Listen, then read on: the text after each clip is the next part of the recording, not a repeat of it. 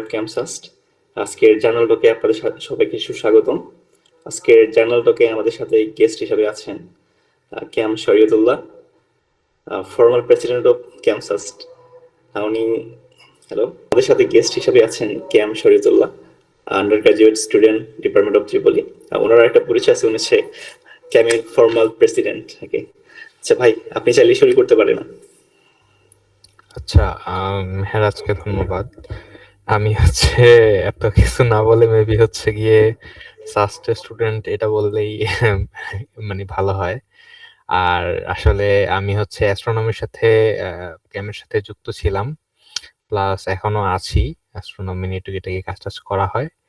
এখন পর্যন্ত সবচেয়ে বেশি আগ্রহের জায়গাটা এক্সোপ্ল্যানেট নিয়েই ছিল। তো আমরা এক্সোপ্ল্যানেট নিয়ে কথা বলতেছিলাম গত বছর থেকেই। আমাদের ক্যাম্পসাস্টের প্ল্যান ছিল যে এক্সোপ্ল্যানেটের উপর 5টা পেপার নিয়ে কথা বলা, 5টা খুবই সিগনিফিকেন্ট পেপার নিয়ে কথা বলা। তো আমরা অলরেডি 3টা পেপার নিয়ে কথা বলছি। আজকে আমরা 4th পেপার নিয়ে কথা বলবো। পেপারের নাম new constraints on DMS and DMDS in the atmosphere of K218b from JWST MIRI. So এইটা মেবি এই কমিটির প্রথম জার্নাল সার্কেল, এবং এই কমিটির মেবি প্রথম কোনো পাবলিক ইভেন্টও। সো আমি যেহেতু গত কমিটিতে থাকাকালীন অনেকে ছিল না, প্লাস অনলাইনে মেবি গিয়ে বহুদিন পর একটা অ্যাক্টিভিটি হচ্ছে। আগে আমাদের এক্সোপ্ল্যানেট সিরিজের আগের পেপারগুলো নিয়ে হয়তো বা অনেকের আইডিয়া নেই। তাই আমি গিয়ে একদম পুরো ব্যাপারটাকে এভাবে বোঝানোর চেষ্টা করব যাতে গিয়ে আগের গুলোর সাথে কোনো রিলেশন না থাকে আর কি। সো খুব ডিটেলস আমরা বলতে আসলে পারতেছি না, আমাদের কাছে অত সময় নাই। প্লাস যেহেতু এটা খুব জেনারেল অডিয়েন্স, তো আমরা ওরকমই ওভাবেই কথা বলার চেষ্টা করব। আচ্ছা, তো প্রথমে কিছু ব্যাকগ্রাউন্ড বলে নেই। 1 নাম্বার ব্যাকগ্রাউন্ড আমাদের এই যে পেপারটার কথা বলতেছিলাম, এই পেপারটা খুব হাইপে আছে। গত কয়েক কয়েক মাস ধরে আসলে খুবই হাইপে আছে। এটা 2025 সালের একটা রিসার্চ পেপার। এই পেপারটার যিনি মেইন অথর, লিড অথর, তার নাম মধুসূদন। তো নিক্কু মধুসূদন, ওনার টিমটা যা ফাইন্ড আউট করছে সেটাকে কি বিভিন্ন নিউজ পেপারে এভাবে বলা হয়েছে যে এটা ভিন গ্রহে প্রাণ খুঁজে পাওয়ার সবচেয়ে শক্ত এভিডেন্স এখন পর্যন্ত। মানে তো এই ব্যাপারটা নিয়ে আমরা কথা বলতে চাচ্ছি যে আসলে শক্ত এভিডেন্স বলতে আমরা কি বুঝাতে চাচ্ছি। আমরা কি আসলেই খুঁজে পাইছি যে ভিন গ্রহে কোনো প্রাণ আছে, এলিয়েন লাইফ আছে, সেটা নাকি আসলে ব্যাপারটা কি? এবং একদম লাস্টে আমরা তাদের এই পেপারের কয়েকটা ক্রিটিক পেপার সামান্য মানে হালকা করে একটু বলবো যে আসলে ক্রিটিক কি হইছে বা আদৌ হইছে কিনা। আচ্ছা, তো প্রথমে যেটা নিয়ে কথা বলতে চাই, আমরা এর আগে একটা স্টাডি সার্কেল নিয়েছিলাম, সেটা অনলাইনে অ্যাভেলেবল আছে, অলমোস্ট 1.5 ঘন্টার। এটা 2024 সালে এলিয়েনের অস্তিত্বের দর্শন নামে এক ক্যামেরি একটা স্টাডি সার্কেল ছিল। এটা ইউটিউবে অ্যাভেলেবল আছে, আমি লিঙ্ক দিয়ে দিচ্ছি এখানে। সো ওইখানে বেসিক্যালি আমরা গিয়ে জীবন কি এটাকে আগে আমরা ডিফাইন করছি। তারপর গিয়ে আমরা ভিন গ্রহের জীবন মানে এলিয়েন লাইফ খুঁজে বের করার ক্ষেত্রে সায়েন্টিস্টরা আসলে কি কি জিনিস মাথায় রাখে সেই সেই ফ্যাক্টর গুলো নিয়ে কথা বলছিলাম। ঠিক আছে, সো আমরা যখন টেলিস্কোপ দিয়ে অন্য গ্রহে প্রাণ খুঁজতেছি তখন আসলে কি খুঁজতেছি এটা বুঝাতে চাচ্ছিলাম, যে আমরা কি রোবট খুঁজতেছি, আমরা কি মানুষ খুঁজতেছি, নাকি একটা ব্যাকটেরিয়াও এনাফ। আর জীবন বলতে আসলে আমরা কোনটাকে বুঝাইতেছি, যে ভাইরাসকে কি আমরা জীবন বলবো কি বলবো না। নানা বিষয় নিয়ে আমরা ওই স্টাডি সার্কেলে কথাবার্তা বলছিলাম। তো আজকে আসলে ওই জিনিসগুলো আবার পুনরাবৃত্তি করব না। আজকে আমরা যেটা নিয়ে কথা বলতে চাচ্ছি সেটা আসলে ওই ডেফিনেশনের উপর বেস করে আরো কিছু কথা আমরা অগ্রসর হতে চাচ্ছি। বাট যদি মেইন 4টা পয়েন্ট বলি, আমরা যারা অ্যাস্ট্রোনমি নিয়ে কাজ করে, অ্যাস্ট্রোবায়োলজি নিয়ে যারা কাজ করে, ভিন গ্রহে প্রাণ খোঁজে, তারা মূলত কার্বন বেসড লাইফ খোঁজে। ঠিক আছে, অর্থাৎ ডিএনএ আরএনএ গুলো কার্বন বেসড হবে। হ্যাঁ, অন্য কোনো পরমাণু বেসড না। ঠিক আছে, কার্বন বেসডই হবে। এই লাইফটাই তারা খোঁজে। সিলিকন বেসড লাইফ হওয়ার একটা পসিবিলিটি আছে, বাট সিলিকন বেসড লাইফ হওয়ার পসিবিলিটি যেটা, এটার সম্ভাবনা খুবই কম। এটা নিয়ে অলরেডি রিসার্চ আছে যে কেন আসলে সিলিকন বেসড লাইফ আমাদের ইউনিভার্সের সাথে খাপ খায় না। তো আমরা ওইটা নিয়ে ডিটেলসে কথা বলতেছি না।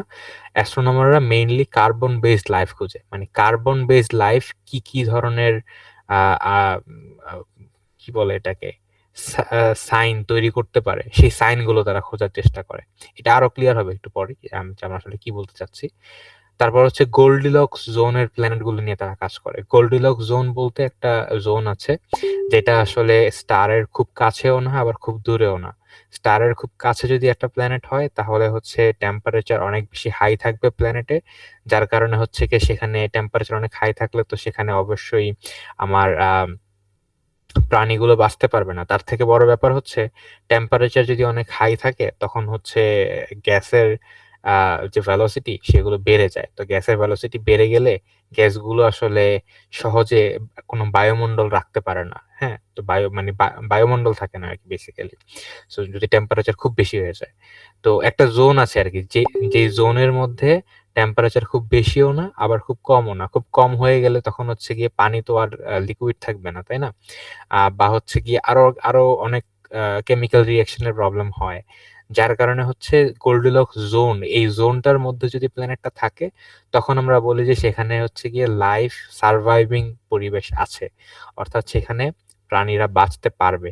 হ্যাঁ, এইটা হচ্ছে কি সেই জোনটা। সো এইটাও তারা খুঁজে, যে এমন একটা প্ল্যানেট খুঁজবে যেখানে গোল্ডিলক্স জোনটা আছে এবং সেখানে কার্বন বেসড লাইফ আছে কিনা সেটা তারা খুঁজবে। থার্ড যে ব্যাপারটা খুঁজবে সেটা হচ্ছে পৃথিবীর মতো একটা বায়ুমণ্ডল। ঠিক আছে, যেই মানে বেসিক্যালি মেইন কথা হচ্ছে এটা বায়ুমণ্ডল থাকতে হবে। ঠিক আছে, বায়ুমণ্ডল যদি না থাকে তাহলে আসলে ওই প্রাণীর শ্বাস প্রশ্বাসের জন্য যেই আহ, কি বলে, যেই অক্সিজেন বা হচ্ছে গিয়ে কার্বন ডাই অক্সাইড, এই দুইটার কোনোটাই হচ্ছে গিয়ে আমরা পাবো না বায়ুমণ্ডলে, তাই না? মানে এটাই কিন্তু কার্বন বেসড লাইফের মেইন মানে কথাটা এইটাই, যে হচ্ছে কি অক্সিজেন এবং অক্সিজেন সে নিবে এবং কার্বন ডাই অক্সাইড সে ত্যাগ করবে। সো অ্যাটমসফিয়ার থাকতে হবে। ফোর্থ ব্যাপারটা হচ্ছে গিয়ে অ্যাডেকুয়েট অ্যালবেডো থাকতে হবে। অ্যালবেডো বলতে বোঝায় হচ্ছে গিয়ে যে ওই স্টার থেকে আলোটা তো আসে গ্রহে, তারপর কিছু আলো হচ্ছে গিয়ে আবার রিফ্লেক্ট হয় পৃথিবীর বায়ুমণ্ডলের কারণে বা সারফেসের কারণে, কিছু আলো রিফ্লেক্ট হয়। সো কতটুকু আলো রিফ্লেক্ট হচ্ছে সেটার একটা পরিমাপ হচ্ছে আলবেডো। তো আহ, যদি হচ্ছে গিয়ে ওই প্ল্যানেটে অ্যাটমসফিয়ারের মধ্যে যদি মেঘ না থাকে তখন হচ্ছে গিয়ে আলবেডো খুব কম হবে, স্বাভাবিক আলবেডোর পরিমাণ খুব কম হবে। সো আলবেডো হচ্ছে কি এটা যথেষ্ট পরিমাণে থাকতে হবে, তার মানে নির্দিষ্ট পরিমাণ মেঘ থাকতে হবে প্ল্যানেটে। মেঘ যদি না থাকে তার মানে হচ্ছে কি সেখানে পানির কোনো সাইকেল চলতেছে না। ঠিক আছে, মানে বৃষ্টি হয় না। আবার যদি লিকুইড পানি থেকে থাকে তাহলে জাস্ট সেগুলো পানি হিসেবে আছে। তো যদি বৃষ্টি না হয় তাহলেও আসলে লাইফ সার্ভাইভ করতে পারবে না।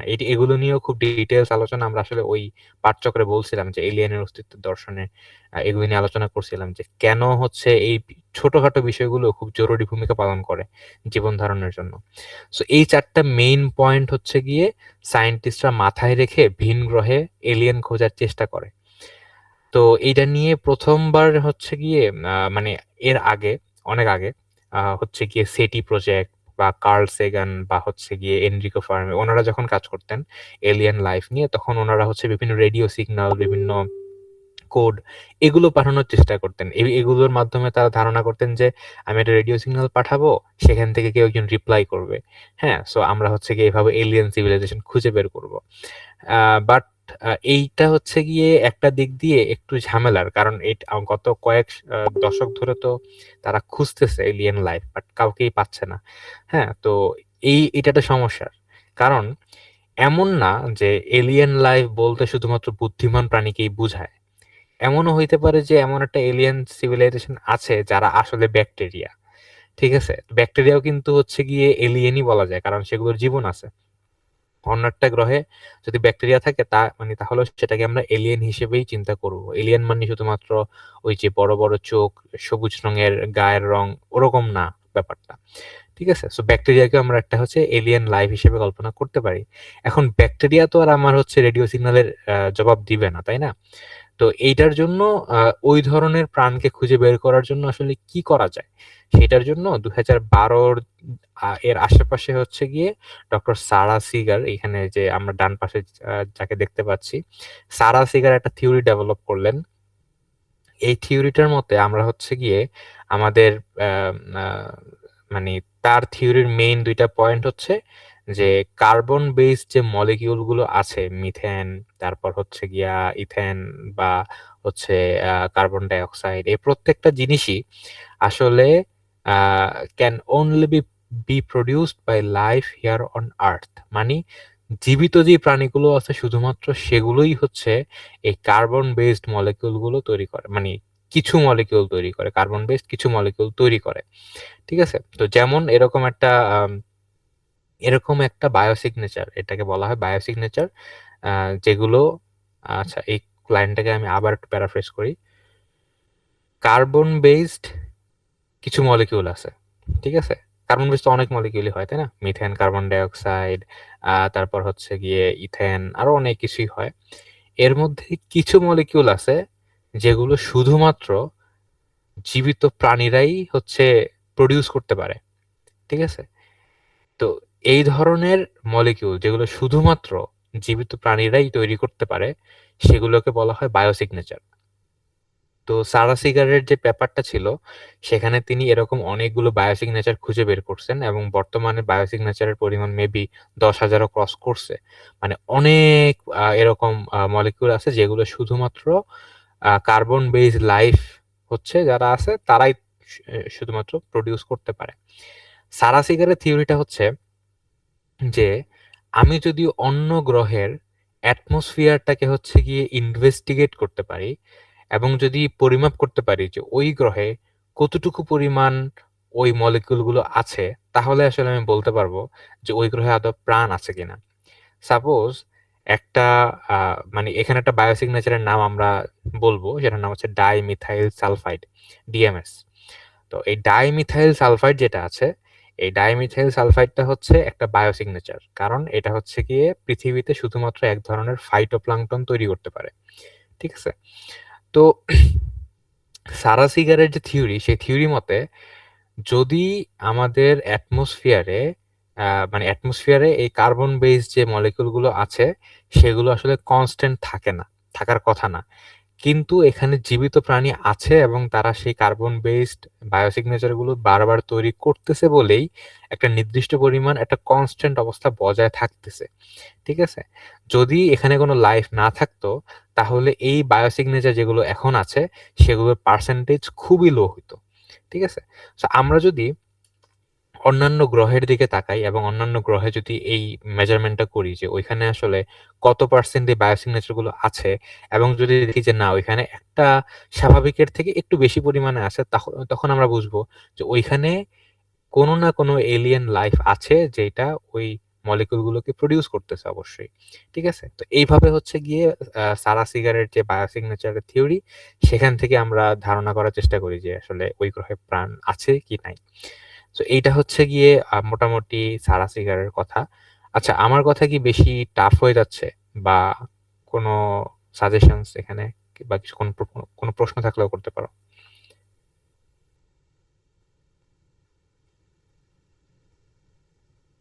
না ভাই, আপাতত লাগতেছে না, বাট আপনি চাইলে একটু ইন্টারেক্টিভ করতে পারেন। হ্যাঁ, আমি আসলে ওইটাই চাচ্ছি যে মানুষজন সব চুপ হয়ে শুনতেছে, এটা হচ্ছে একটু অন্যরকম। আহ, তো কেউ যদি হচ্ছে গিয়ে কিছু বলতে চায়, মানে বা কোনো কোয়েশ্চেন থাকে, তাহলে আসলে হ্যান্ড রেজ করে করতে পারে, বা চ্যাটও যদি বলতে চায় তাহলেও সেটা করতে পারে। আমরা ততক্ষণে নেক্সট স্লাইডের দিকে আগাই। আচ্ছা, তো আচ্ছা ভাই, এখানে একটা জিনিস জানা ছিল, সারা সিগারের এই ইমেজটা কেন চুজ করেছেন? সারা বুঝি নাই। বলতেছি সারা সিগারের যে ইমেজটা দিছেন, হাত জোর করে আমরা দাঁড়ায় রয়েছে।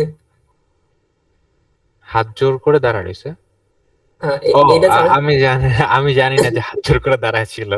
আমি গুগলে জাস্ট গেছি, যে যেই ছবিটা পাইছি নিয়ে আসছি। হাত জোর করে কেন দাঁড়ায় আছে আমি জানি না। ও আচ্ছা। আচ্ছা, আহ, তো 2019 সালে হচ্ছে গিয়ে একটা টেলিস্কোপ লঞ্চ হয়েছে, এটার নাম হচ্ছে আমরা হয়তো অনেকেই জানি জেমস ওয়েব স্পেস টেলিস্কোপ। মানে অ্যাস্ট্রোনমির অবজারভেশনের দিক দিয়ে জেমস ওয়েব স্পেস টেলিস্কোপ নতুন একটা রেভলিউশন তৈরি করছে।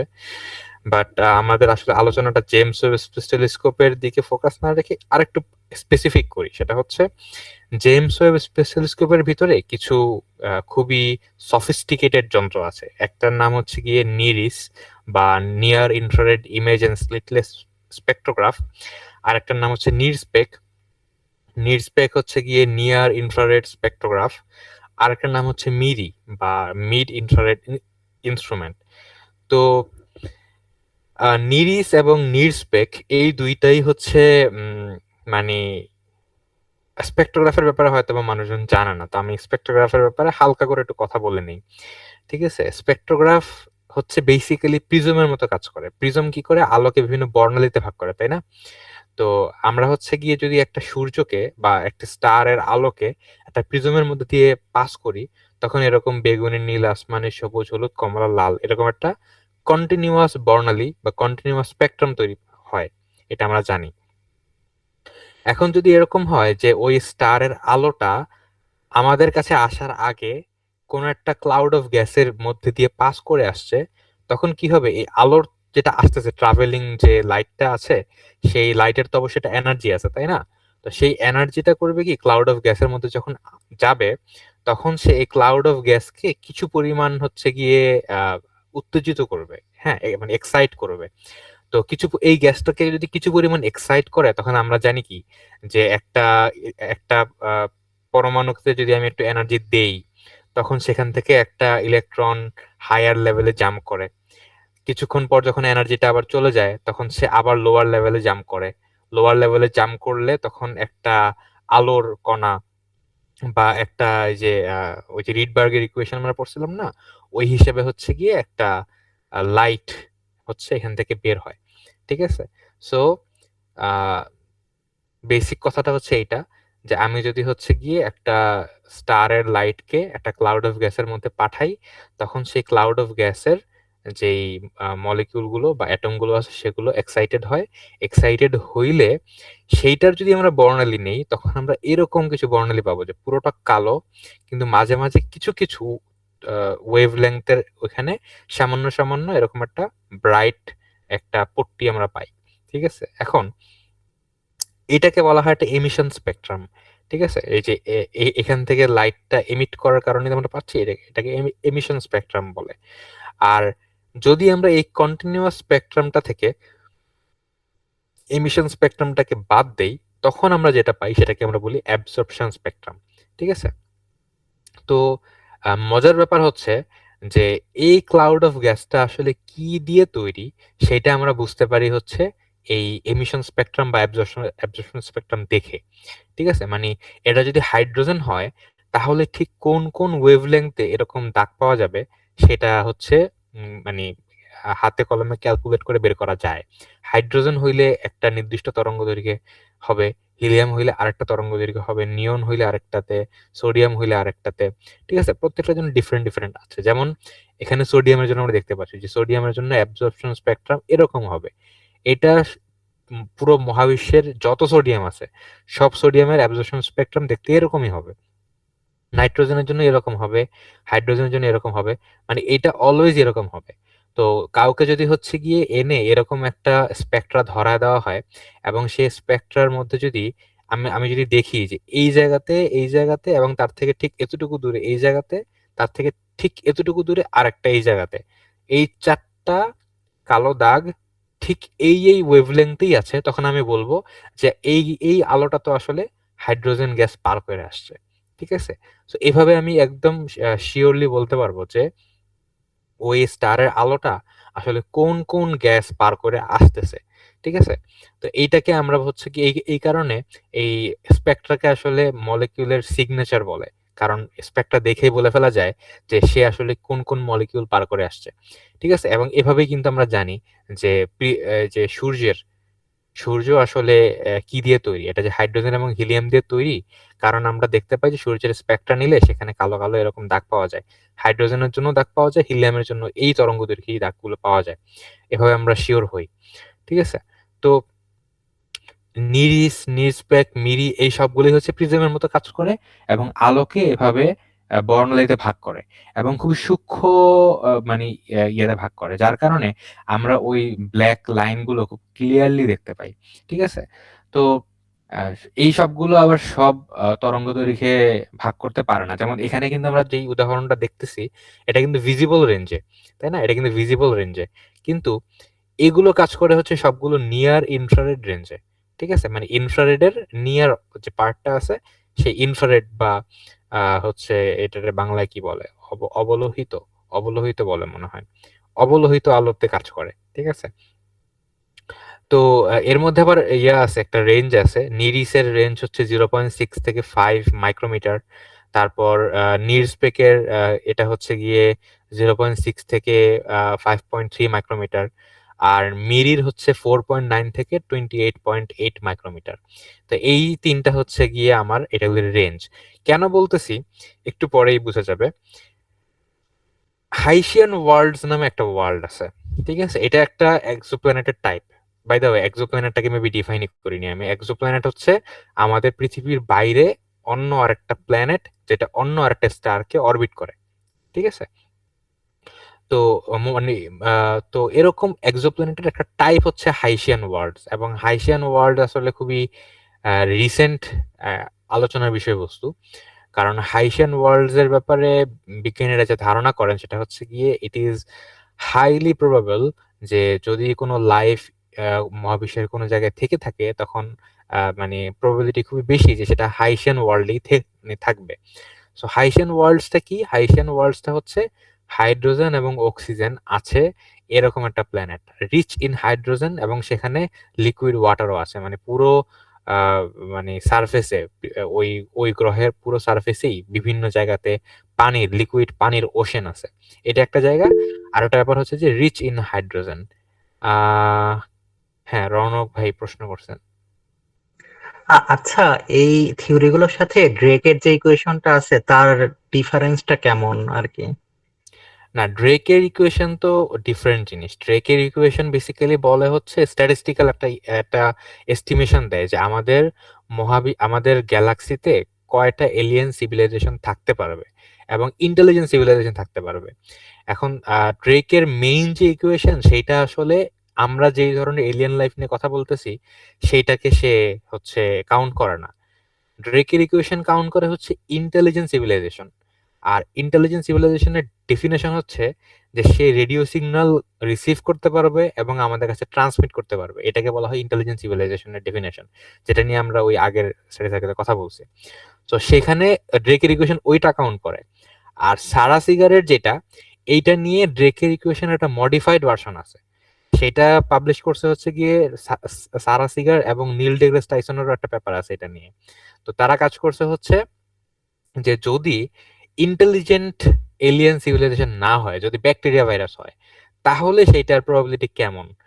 সেটার প্রবাবিলিটি খুবই কম আমাদের এই পুরো গ্যালাক্সিতে, খুবই কম। এটা এটা নিয়ে কি আমি বলছিলাম কি না আগের স্টাডিজ আমার এক্স্যাক্টলি মনে নাই।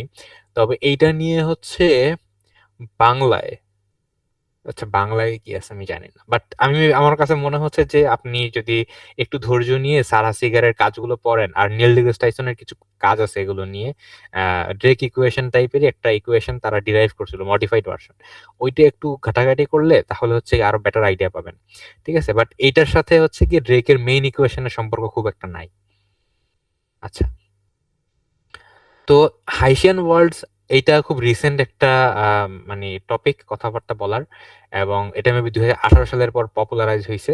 এবং এই যে হাইশিয়ান ওয়ার্ল্ডসটা, এটার মেইন বৈশিষ্ট্য হচ্ছে যে এইটাতে অনেক পানি থাকবে, অনেক ওশেন থাকবে এবং অনেক বেশি হাইড্রোজেন থাকবে। আরেকটা মজার ব্যাপার হচ্ছে যে সারা সিগারের যে থিওরি, সেই থিওরিতে মানে বায়োসিগনেচারের যে থিওরি, সেই থিওরিতে বলা আছে যে বায়োসিগনেচার গুলো মেইনলি এমন গ্রহেই পাওয়া যাবে যেটা হাইড্রোজেন রিচ। ঠিক আছে? মানে যেখানে অনেক বেশি হাইড্রোজেন থাকবে। এখন এখানে একটা সমস্যা আছে। সমস্যাটা আপনারা হচ্ছে গিয়ে একটু বুঝার চেষ্টা করেন। এটার উত্তর আমি দিব না, আপনারা নিজে একটু বুঝার চেষ্টা করেন। সেটা হচ্ছে যে হাইড্রোজেন খুবই আহ, মানে এটা খুবই হালকা একটা মলিকিউল, তাই না? খুবই হালকা মলিকিউল, যার কারণে গ্র্যাভিটির উপরের প্রভাব খুব বেশি নাই। যার কারণে যেটা হয়, এটা আসলে অ্যাটমসফিয়ারে থাকে না, যদি না খুব বেশি হয়, মানে গ্র্যাভিটি যদি খুব বেশি হয়। খুব বেশি বলতে আসলে এতটাই বেশি যে সেটাকে সূর্যের মতো গ্র্যাভিটি মানে তৈরি করতে হবে, না হলে সেখানে হাইড্রোজেন থাকবে না। মানে প্ল্যানেটের ক্ষেত্রে সাধারণত হাইড্রোজেন থাকেই না, এটা আমরা মোটামুটি বুঝতে পারি। ঠিক আছে, কারণ কি? কারণ মানে হচ্ছে যে ওই যে আমাদের ভেলোসিটি আছে না, ওই যে 3 kT বাই সামথিং কিছু একটা ছিল, আমার এক্স্যাক্টলি ফর্মুলাটা মনে নাই। আমরা ওই যে ইন্টারমিডিয়েটে বা পরে দিয়ে স্ট্যাটিস্টিক্যাল মেকানিক্স বিভিন্ন জায়গায় যে পড়ি, তো সেখানে আমরা যেটা বুঝি যে হাইড্রোজেনের থার্মাল ভেলোসিটি আসলে অনেক কম হওয়ায়, কম না বেশি আমি ভুলে গেছি। আচ্ছা যাই হোক, অনেক মানে এটা বেসিক্যালি থাকে না, অ্যাটমসফিয়ার তৈরি করে না, অ্যাটমসফিয়ারে হাইড্রোজেন থাকে না। ঠিক আছে, তার আগেই সে উড়ে চলে যায়। পৃথিবীর আকর্ষণ বা গ্রহগুলোর আকর্ষণ জেনারেলি এটাকে আটকায় রাখতে পারে না। ঠিক আছে, ইভেন পৃথিবীতে হাইড্রোজেনের মানে পৃথিবী বায়ুমণ্ডলে হাইড্রোজেনের পরিমাণ 0.00005%। ঠিক আছে, মানে জিরোর পর, ডটের পর 4টা জিরো, তারপর 5%, তাও ঠিক আছে, পার্সেন্ট ছাড়া হচ্ছে কি আরো 2টা শূন্য বাড়বে। তো এত কম হাইড্রোজেন।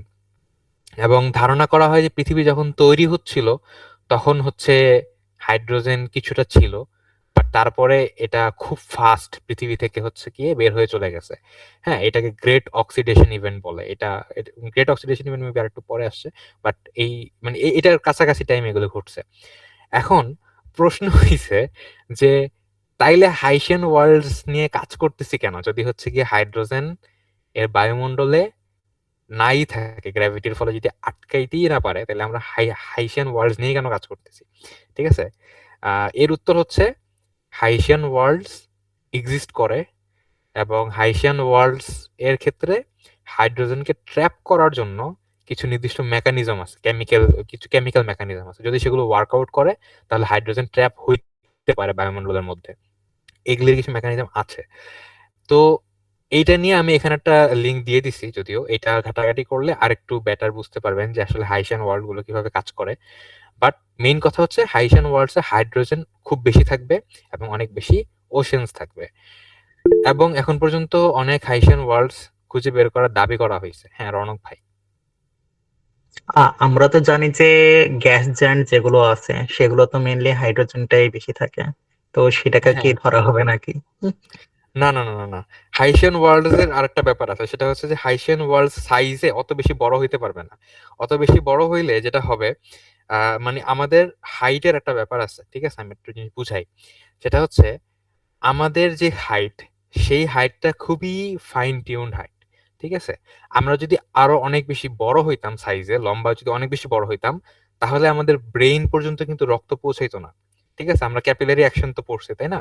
তো ওই চিকন নল বেয়ে রক্ত বা পানি বা যেকোনো কিছু, যেকোনো তরল আসলে একটা নির্দিষ্ট হাইটের পর আর উঠতে পারে না, কারণ একটা বায়ুমণ্ডলীয় চাপ থাকে। ঠিক আছে, তো আমাদের হাইট যদি অনেক বেশি বড় হইতো তাহলে আসলে এটা বেশি উঠতে পারতো না। ঠিক আছে, এখন এটার উপরে অভিকর্ষজ ত্বরণেরও একটা প্রভাব আছে, অভিকর্ষজ আকর্ষণ বলেরও একটা প্রভাব আছে, যার কারণে যেটা হয় যে যত বেশি অভিকর্ষজ বল হবে, মানে প্ল্যানেটের সাইজ যত বেশি বড় হবে, তার অভিকর্ষজ ত্বরণের সাইজ, অভিকর্ষজ ত্বরণ তত বেশি বাড়বে।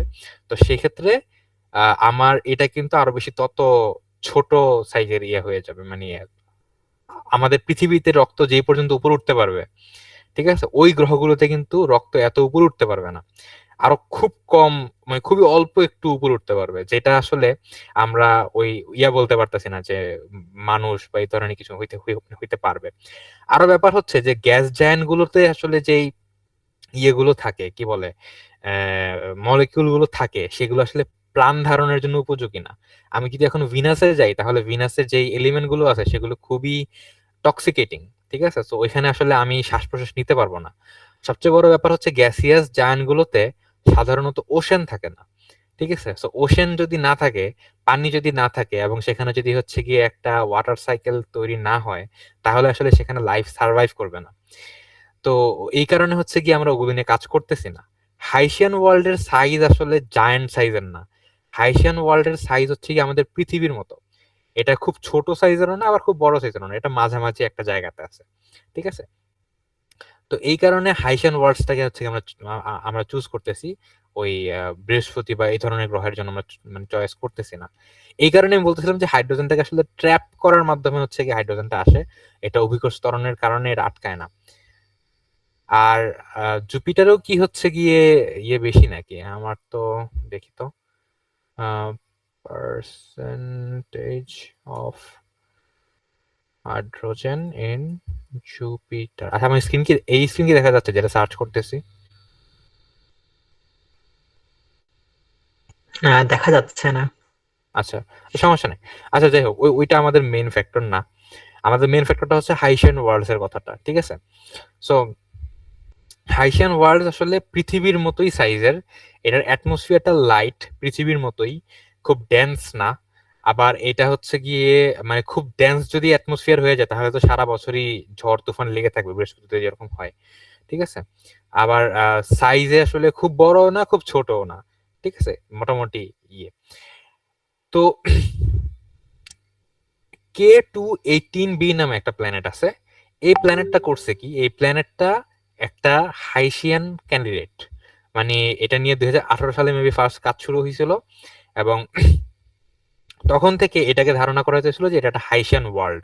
পরে ডক্টর নিক্কু মধুসূদন এবং ওনারের সাথেই আরো অনেকে, সারা সিগারেরও কাজ এখানে আছে, যে তারা অনেকগুলো এক্সপেরিমেন্ট করছে, অনেকগুলো ব্যাপার লিখছে এটার উপরে, এবং তারা মোটামুটি সবাইকে কনভিন্স করছে যে K218b এটা আসলেই একটা হাইসিয়ান ওয়ার্ল্ড, মানে এখানে অনেক ওশেন্স আছে এবং এখানে এটা হাইড্রোজেন রিচ অ্যাটমসফিয়ারও এখানে আছে। এটা হচ্ছে K218b-র ব্যাপারে মোটামুটি এস্টাবলিশড একটা ধারণা তৈরি হয়ে গেছে।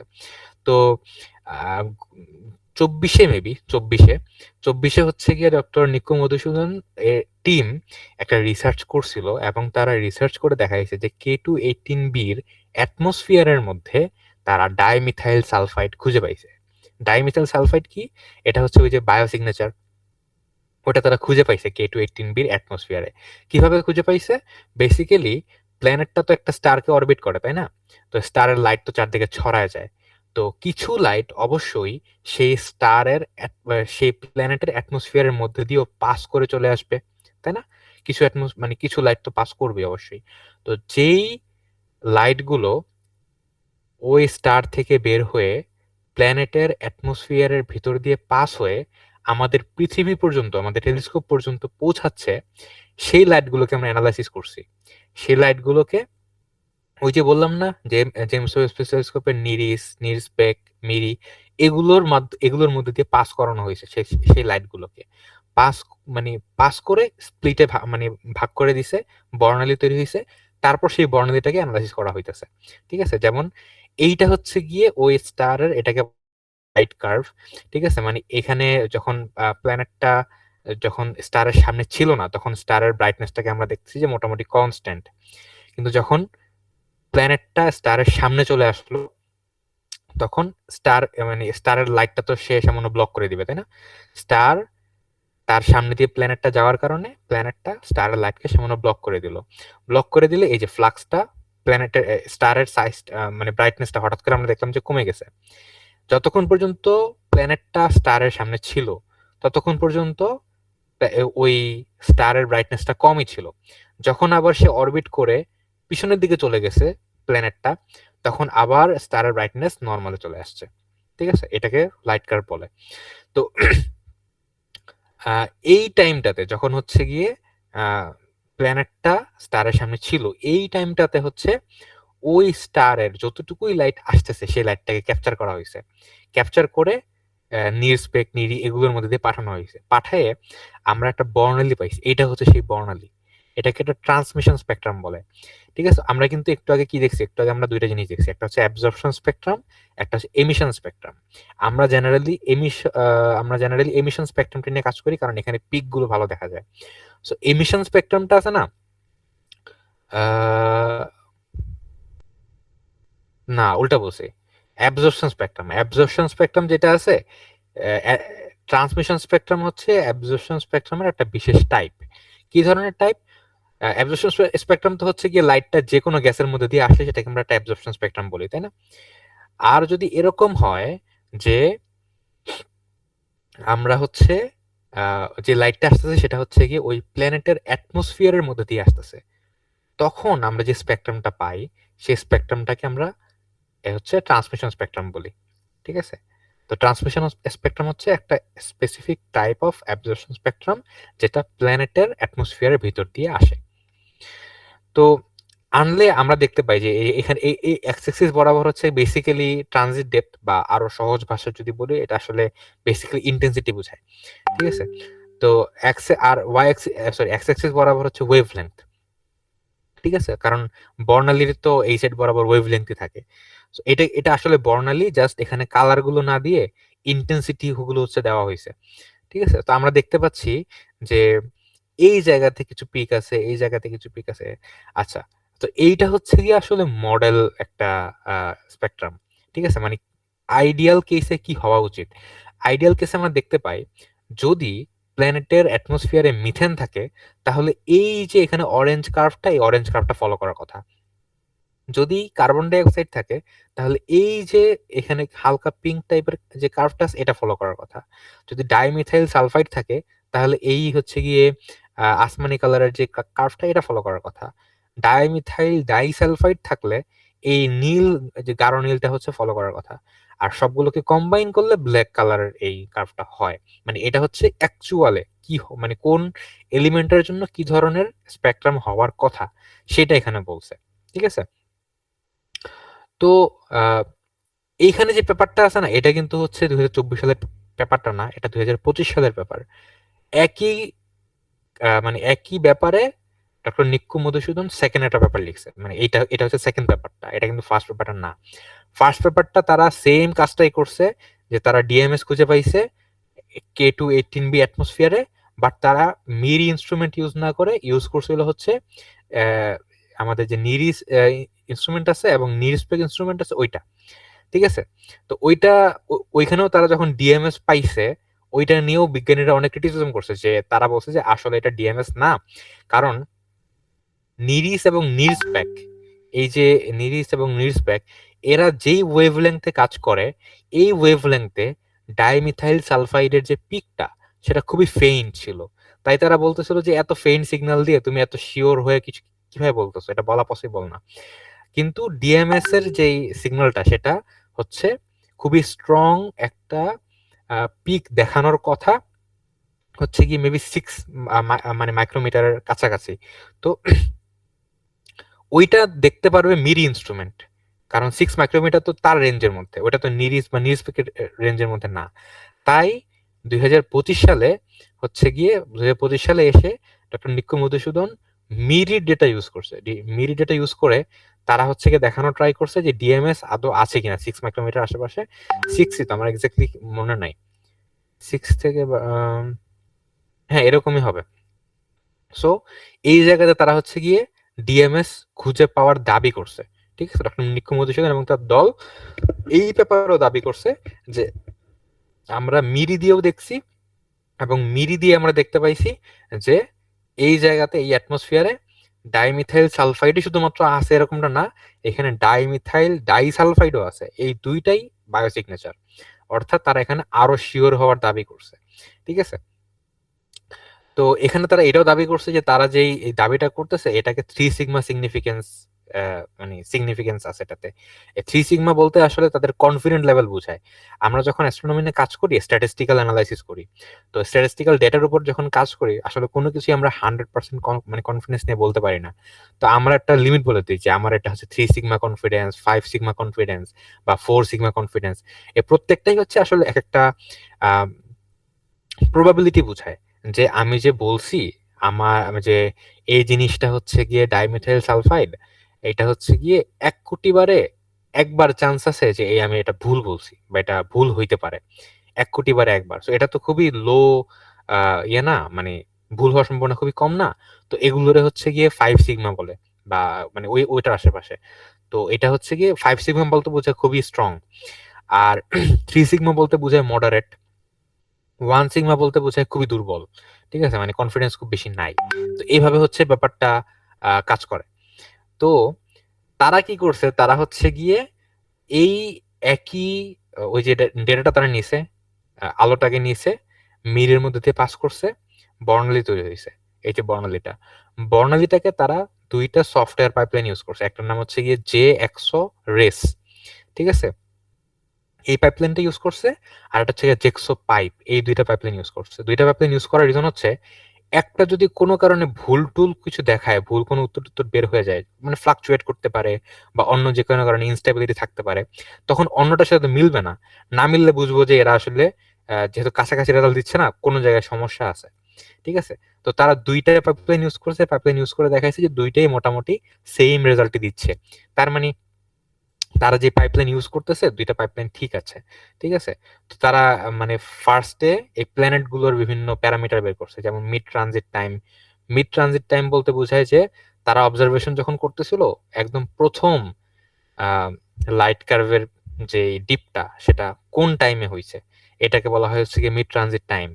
ইনক্লিনেশন অ্যাঙ্গেল বলতে বোঝায় যে প্ল্যানেটের যে অরবিটটা আছে, প্ল্যানেটের অরবিটের মানে অ্যাঙ্গেলটা আসলে কত ডিগ্রিতে আছে, অরবিট মানে প্ল্যানেটটা আসলে কত ডিগ্রিতে হেলে আছে, সেটা ইনক্লিনেশন অ্যাঙ্গেল বোঝায়। তো আমরা দেখতেছি অলমোস্ট যে 89.5598% এত ডিগ্রিতে আছে, ঠিক আছে।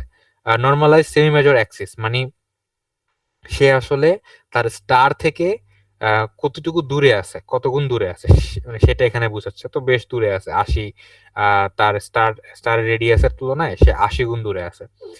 তারপর হচ্ছে গিয়ে planet to star radius ratio মানে সে তার স্টারের তুলনায় কতটুকু ছোট প্ল্যানেটটা। তো 0.05 গুণ ছোট, স্টারের থেকে 0.05 গুণ ছোট। তারপর লিম ডার্কেনিং কোএফিসিয়েন্ট দুইটা আছে, U1 এবং U2, এটাকে হচ্ছে গিয়ে কোয়াড্রেটিক লিম ডার্কেনিং বলে। তো এগুলো জাস্ট ভ্যালু, আমার হচ্ছে গিয়ে স্টারের লাইটটা কিভাবে ডিস্ট্রিবিউটেড সেটা হচ্ছে গিয়ে এই দুইটা কোএফিসিয়েন্ট বোঝায়। তারপর আমি যদি শর্ট করে রেজাল্টটা এক্সপ্লেন করি, এইটা হচ্ছে গিয়ে মেইনলি তাদের স্পেকট্রাম, এই যে নীল কালারের যেটা, এটা হচ্ছে গিয়ে এই তাদের স্পেকট্রামটাকে তারা ফিট করছে একটা মিডিয়ান ভ্যালু দিয়ে ফিট করছে। ফিট করে তারা দেখাইছে যে এইটা হচ্ছে যে 6 থেকে 12, এটা তো হচ্ছে কি মিডি ইনস্ট্রুমেন্টের রেঞ্জ, তাই না? এই রেঞ্জের মধ্যে এই জায়গাতে দুইটা পিক পাওয়া যাচ্ছে এবং এইখানে একটা পিক পাওয়া যাচ্ছে। এই পিকগুলো আসলে ডাইমিথাইল সালফাইড এবং ডাইমিথাইল ডাইসালফাইডেরই পিক, ঠিক আছে। এই পিকগুলো অন্য মলিকিউলের কারণে আসার কথা না। হ্যাঁ, তাদের কথা হচ্ছে গিয়ে দাবিটা হচ্ছে এইটা যে এই পিকগুলোই হচ্ছে গিয়ে আমাদের প্রমাণ করতেছে যে এই প্ল্যানেটে ডাইমিথাইল সালফাইড এবং ডাইমিথাইল ডাইসালফাইড আছে। তারা ওই জেক্সোরেস এবং হচ্ছে গিয়ে জেক্সো পাইপ দুইটা দিয়েই হচ্ছে গিয়ে আরো অ্যানালাইসিস করছে বিভিন্ন জিনিস। যদি হচ্ছে গিয়ে শুধুমাত্র ডাইমিথাইল সালফাইড হয় তখন আসলে মানে তারা মডেলটাকে টেস্ট করে দেখছে যে কতটুকু সিগনিফিকেন্স হয়। যদি ডাইমিথাইল ডাইসালফাইড হয় তখন আসলে কতটুকু কনফিডেন্টলি তারা বলতে পারছে সেটা। যদি দুইটা মিলে হয় তখন কতটুকু কনফিডেন্স আছে সেগুলো। তারপর অনেক কিছুর মানে অনেক প্যারামিটারের প্রভাব তারা হচ্ছে দেখছে এখানে। যদি এখানে যদি হচ্ছে গিয়ে ট্রেন্ড হয়, মানে ট্রেন্ড বলতে এখানে বোঝাচ্ছে ওই স্টারের ব্রাইটনেস আসলে সবসময় কনস্ট্যান্ট থাকে না, কখনো কখনো বাড়ে, কখনো কখনো কমে। তো স্টেলার ভ্যারিয়েবিলিটির কারণে আসলে কি ধরনের ইফেক্টটা পড়তে পারে সেটাও তারা এখানে কাউন্ট করছে। তারপর হচ্ছে গিয়ে শ্যাডো রিজিয়ন গুলোকে তারা মাস্কিং করছে। তারপর হচ্ছে নয়েজ গুলোকে তারা কারেক্ট করছে গাউসিয়ান প্রসেস দিয়ে এবং ছাড়া। তারপর বিনিং হচ্ছে গিয়ে 0.2 মাইক্রোমিটার পরপর বিনিং করলে কেমন হবে, 0.4 মাইক্রোমিটার পরপর বিনিং করলে কেমন হবে, এই প্রত্যেকটা জিনিসের ইফেক্ট তারা এখানে দেখাইছে।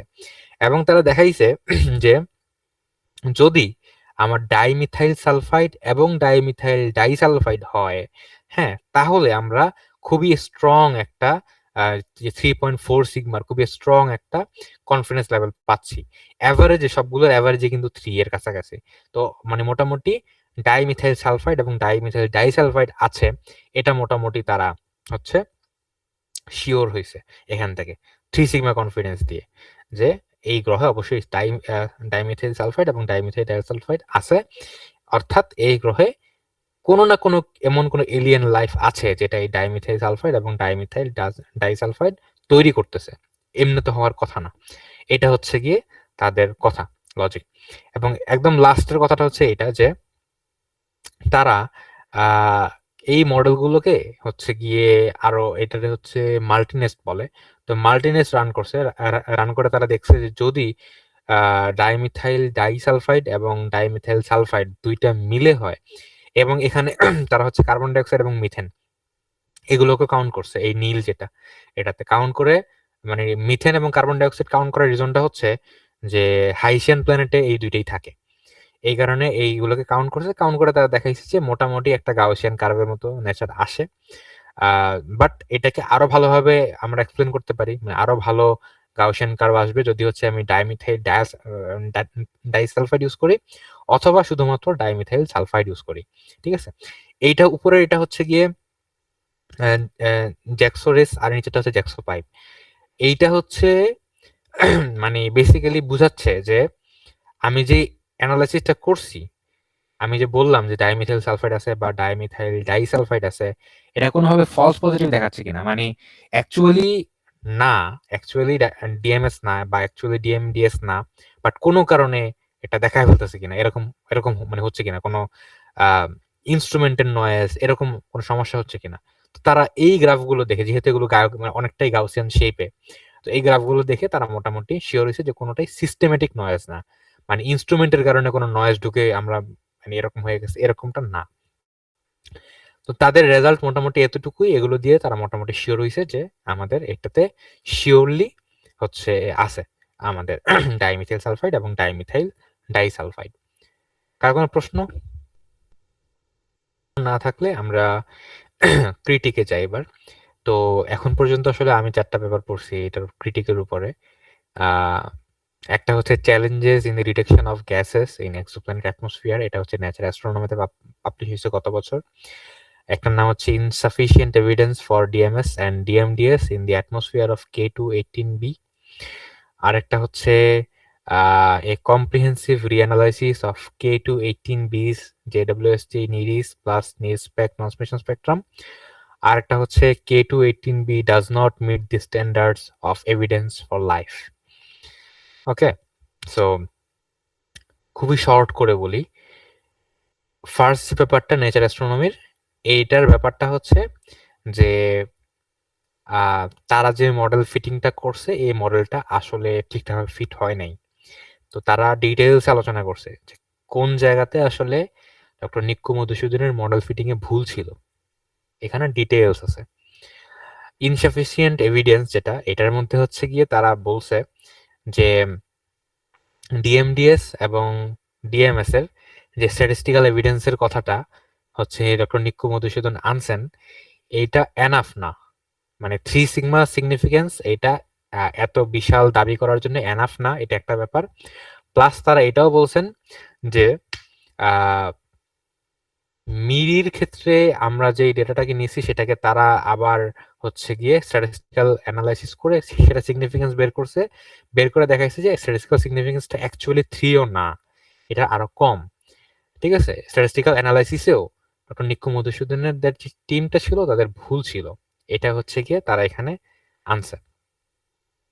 এই কম্প্রিহেন্সিভ রিঅ্যানালাইসিস এটা মেবি হচ্ছে গিয়ে ইয়েরটা ওই যে নিরিস এবং নিরস্পেকের যেটা ফার্স্টে করছিল ডক্টর নিক্কু মধুসূদন, সেইটার মানে ক্রিটিক এখানে হচ্ছে গিয়ে তারা বলছিল যে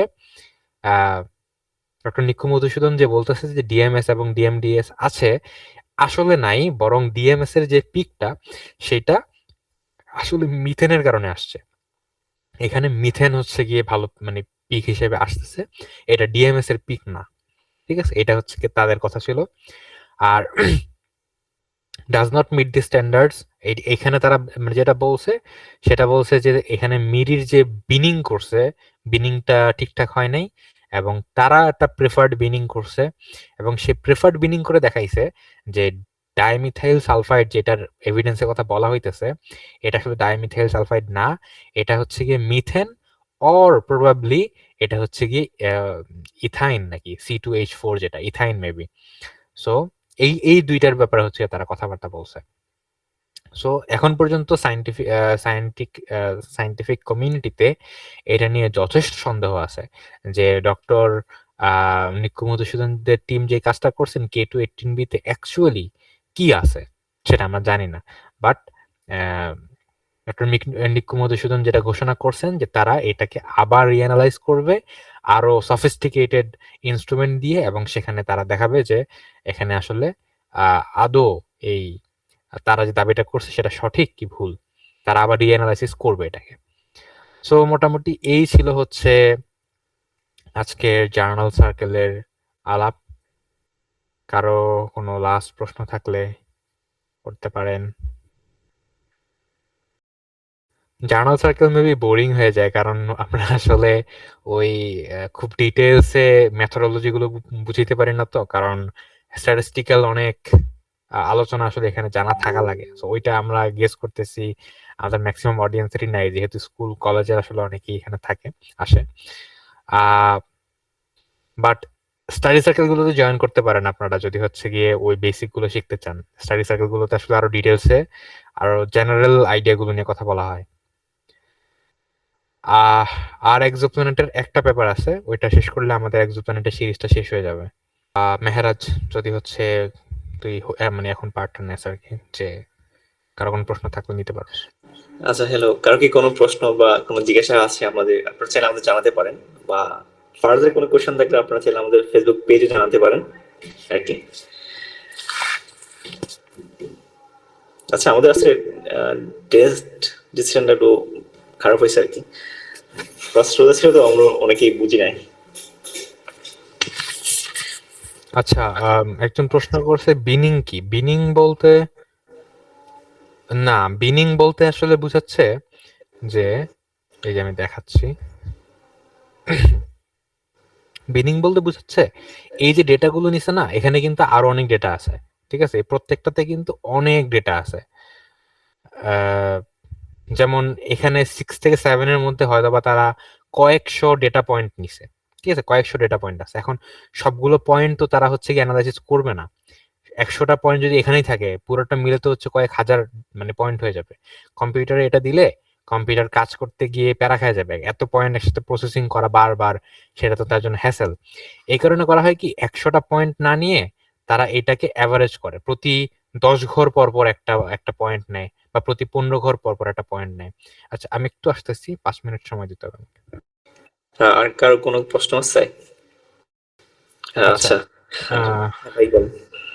হ্যাঁ, সো বিনিং বলতে বোঝাচ্ছে এই যে প্রতি 10 ঘর পর পর একটা পয়েন্ট নিচ্ছে, এটাকে বিনিং বলে। যে আমি হচ্ছে গিয়ে সবগুলো পয়েন্ট না নিয়ে, কন্টিনিউয়াস না বানায় কিছু নির্দিষ্ট ঘর ঘর মানে মানে পরে নেই। তো যেমন এখানে যে তারা করছে, এই যে 0.2 মাইক্রোমিটার পর পর একটা পয়েন্ট নিয়ে তারা অ্যানালাইসিস করছে, 0.4 মাইক্রোমিটার পর পর নিয়ে অ্যানালাইসিস করছে, 0.8 মাইক্রোমিটার পর পর নিয়ে অ্যানালাইসিস করছে। এটা হচ্ছে ওই যে একটা পয়েন্ট থেকে আরেকটা পয়েন্টের মানে ডিফারেন্স গুলো আর কি। আচ্ছা, আই গেস উত্তর দিতে পারছি। আচ্ছা ভাই, এটা আরো মানে এভাবে বোঝানো যায় না যে হচ্ছে আমরা যে হিস্টোগ্রাম আঁকি, তো হিস্টোগ্রামে হচ্ছে কি আমাদের যে বার গুলা থাকে, তো বার গুলা হচ্ছে কিছু রেঞ্জের মধ্যে থাকে। তো এক এক রেঞ্জে এক্ষেত্রে ডিসক্রিট হবে নাকি ডিসক্রিট হবে না, তো এগুলো তো আমরা বিনিং দ্বারা বোঝাইতে পারি। হ্যাঁ, ওইটাও বলে, মানে এটাকে তো বিনই বলে আই গেস, হিস্টোগ্রামের একটা যে এটাকে বিন বলে। সো মানে কোন এই থেকে এই রেঞ্জের মধ্যে আসলে আই গেস, হ্যাঁ ওইটাই। আমার ক্ষেত্রে আসলে হিস্টোগ্রামের থেকে গ্রাফ নিয়ে চিন্তা করাটা বেটার, কারণ আমি আসলে ওইটা নিয়ে কাজ করি, তো হিস্টোগ্রাম নিয়ে না। এই কারণে আমি এটা দিয়ে বুঝাতে চাচ্ছিলাম। আচ্ছা, আর কোনো প্রশ্ন? থ্রি সিগমা কনফিডেন্স হচ্ছে তারা এনাফ কনফিডেন্ট বলতেছে না, কারণ এটা মডারেট। আর ওই যে ডক্টর বেকি একটা কথা বলে যে কি এক্সট্রা অর্ডিনারি ক্লেম এর জন্য আসলে এক্সট্রা অর্ডিনারি এভিডেন্স দরকার। তো তারা হচ্ছে যেটা বলে যে 3 সিগমা কনফিডেন্ট আসলে এত এক্সট্রা অর্ডিনারি একটা ক্লেমের জন্য এনাফ না। তারা 5 সিগমা কনফিডেন্স চাচ্ছে। 5 সিগমা বলতে হচ্ছে গিয়ে মেবি কত কোটিতে মেবি একটা ফ্লুক হওয়ার চান্সেস, ঠিক আছে? আমার এক্স্যাক্টলি নাম্বারটা মনে নাই। তো ওইখানে এইটা হচ্ছে গিয়ে তারা 5 সিগমা চাচ্ছে, 3 সিগমা না, ঠিক আছে? সো এইটা আই গেস এতটুকু চাচ্ছে। আর কারো কোনো প্রশ্ন আছে? কোনো প্রশ্ন থেকে থাকলে আপনারা চাইলে আমাদের ফার্দারও জানাতে পারেন, আমাদের মেসেঞ্জার বা ফেসবুক পেজে জানাতে পারেন আমাদেরকে।